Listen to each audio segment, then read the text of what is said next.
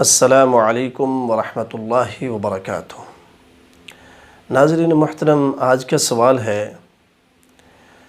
کہ وضو کے بعد 2 رکعات نماز کی شرعی کیا حیثیت ہے،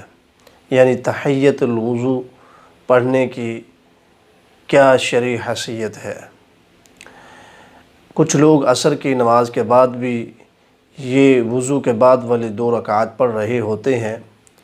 جبکہ رسول اللہ صلی اللہ علیہ وسلم نے عصر کی نماز کے بعد نماز پڑھنے سے منع فرمایا ہے۔ دیکھیے، وضو کے بعد کی 2 جو رکعات ہیں اس کی حدیث میں بہت زیادہ فضیلت آئی ہے۔ حضرت عثمان رضی اللہ تعالیٰ عنہ بیان کرتے ہیں،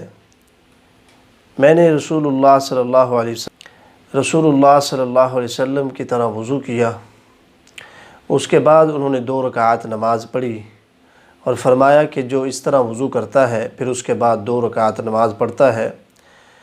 اس کی زندگی کے تمام گناہ جو ہے سابقہ معاف کر دیے جاتے ہیں۔ صحیح البخاری میں یہ روایت موجود ہے۔ حضرت عقبہ بن عامر رضی اللہ تعالیٰ عنہ بیان کرتے ہیں کہ جو مسلمان اچھی طرح وضو کرے سنت کے مطابق، رسول اللہ صلی اللہ علیہ وسلم کے طریقے کے مطابق، پھر اس کے بعد 2 رکعات نماز پڑھے یعنی تحیۃ الوضو، اس کے لیے اللہ تعالیٰ جنت کو واجب کر دیتا ہے۔ یہ حدیث صحیح مسلم میں ہے۔ ایک دن صبح کی نماز کے بعد رسول اللہ صلی اللہ علیہ وسلم نے حضرت بلال رضی اللہ تعالیٰ عنہ سے پوچھا کہ تم نے ایسا کیا عمل کیا ہے جو تم جنت میں میرے آگے آگے چلنے کی تمہارے قدموں کی آہٹ سنائی دے رہی تھی۔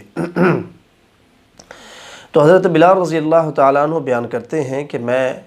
اذان کے بعد 2 رکعت نماز پڑھتا ہوں، اور پھر جب بھی میں وضو کرتا ہوں تو 2 رکعت نماز پڑھنا اپنے اوپر واجب کر لیتا ہوں، یعنی اللہ تعالیٰ کا یہ حق سمجھتا ہوں۔ جب وضو کرتا ہوں تو نماز ضرور پڑھتا ہوں، میں بے وضو نہیں رہتا۔ تو ان احادیث سے یہ ثابت ہوتا ہے کہ وضو کے بعد 2 رکعت نماز پڑھنا بہت ہی فضیلت کی باعث ہے، بہت کی فضیلت والا یہ عمل ہے۔